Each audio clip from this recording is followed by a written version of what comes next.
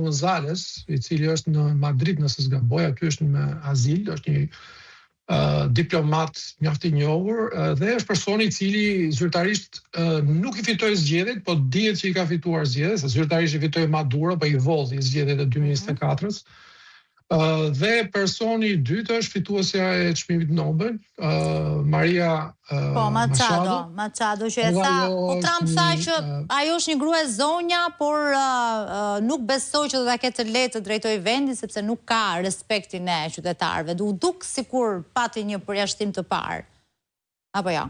Unë mendoj që po sigurisht, domethënë pan të dytë njëjtën gjë. Mendoj që Edmundo Gonzales ndoshta është në një pozitë më të favorshme sepse ai ishte kandidati I cili fitoi zgjedhjet. Pra ka qenë fizikisht në Venezuelë, ka bërë fushatën elektore, ai ka marrë votat. Kurse Maria Machado është më tepër një element I opozitës, më tepër le të themi virtual në këtë pikë sepse nuk ka jetuar në Venezuelë kohët e fundit.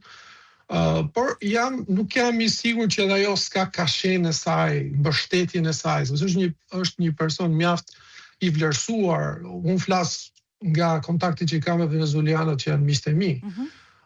Dhe të cilët në këtë moment janë goxha të gëzuar për faktin që Maduro është dëbuar, është larguar nga uzurpimi I pushtetit, por kanë edhe le të themi ato pikpyetjet e tyre sa I përket çfarë do të ndodhi në vijimësi me situatën në Venezuelë. Mos harrojmë që janë 8 milion venezuelianë që janë detyruar të largohen nga vendi, kryesisht janë në përvendet përreth Venezuelës, jemi në Ekuador, në Peru, në Kolumbi, por edhe një pjesë e mirë e tyre kanë ardhur në Shtetet e Bashkuara. Kështu që tani ky ka qenë Maduro, pushteti I tij Jack Pierce, shtypës diktatorial. Në këtë moment gjithsesi situata është e paqartë se si do të vazhdojë. Domethënë në çfarë drejtimi do të shkojë dhe presim që ta shikojmë se çfarë do ndodhi. Qartë. Dhe fundit, zoti Shtuni, do doja një koment tuaj. Tani, ju thatë sot e keni thënë dhe herë tjetër në këtë studio, kraun e zgjatur të drejtësisë amerikane. Si na vjen ne, pas një ngjarje të sotme, kur them ne, them Ballkani Perëndimor, dhe kur kemi parasysh edhe ato çfarë u bë publike edhe pak javë më parë, ligjin NDAA, strategjinë për Ballkanin Perëndimor për vitin 2026. Vjen më I pranishëm në këndvështrimin tuaj ky krah? Ka dy gjëra. Domethënë po të shikojmë strategjinë kombëtare të sigurisë së Shtetit Bashkuar 2025, aty shpaloset qartë ajo që thash doktrina e presidentit Trump dhe ka një në faqen 15 nëse s'gabojmë, tani nuk e kam përpara, është një Trump corollary quhet. Domethënë si themi vijimësia Trump e doktrinës Monroe. Doktrina Monroe e famshme e shekullit 19, po flas për 1820 diçka ka qenë, për rivendosjen e dominimit amerikan në hemisferën perëndimore si nevojë për mbrojtjen e sigurisë kombëtare të Shtetit Bashkuara. Kjo ka lidhje edhe me atë që pam më herët në Panama, ku ndodhi dëbimi I interesave kineze në Panama, sidomos për kontrollin e kanalit Panamas. Pra kjo është në vijimësi të asaj që kemi parë dhe është në përputhje me doktrinën që është palosur.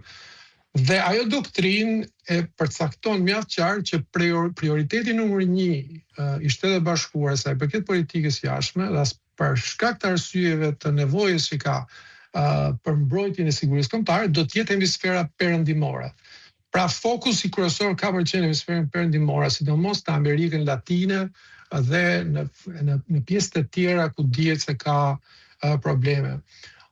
Dhe mendoj që do vijoj pikërisht që të jetë aty. Tani sa I përket NDAA që ju e përmendët, kalimit të ligjit, ka një përmendje aty të Ballkanit që është mjaft interesante dhe jo vetëm, sidomos me interes është pjesa e Kosovës, ku duket se do të ketë një fokus të veçantë për mënyrën se si do të vazhdoj gjetja e një zgjidhje definitive për konfliktin midis Kosovës dhe Serbisë, por edhe për pjesë të tjera të Ballkanit, sidomos sa I përket korrupsionit, dihet që ka një nivel të jashtëzakonshëm korrupsioni në nivele jashtëzakonisht të larta, gjë që dëmton në mënyrë esenciale mbarvajtjen e këtyre demokracive të brishta në Ballkan që ende mundohen të konsolidohen. Që unë shpresoj shumë që do të ketë vëmendje të posaçme në vijimësi për Shqipërinë. sa i përket luftës ndaj korrupsionit në nivelet më të larta në gjithë Ballkanin, sepse janë dëme të pallogaritshme në periudhën afatgjatë që do të ndodhin vendit, Shqipërisë, Kosovës, Serbisë, gjithë rajonet po flas, dhe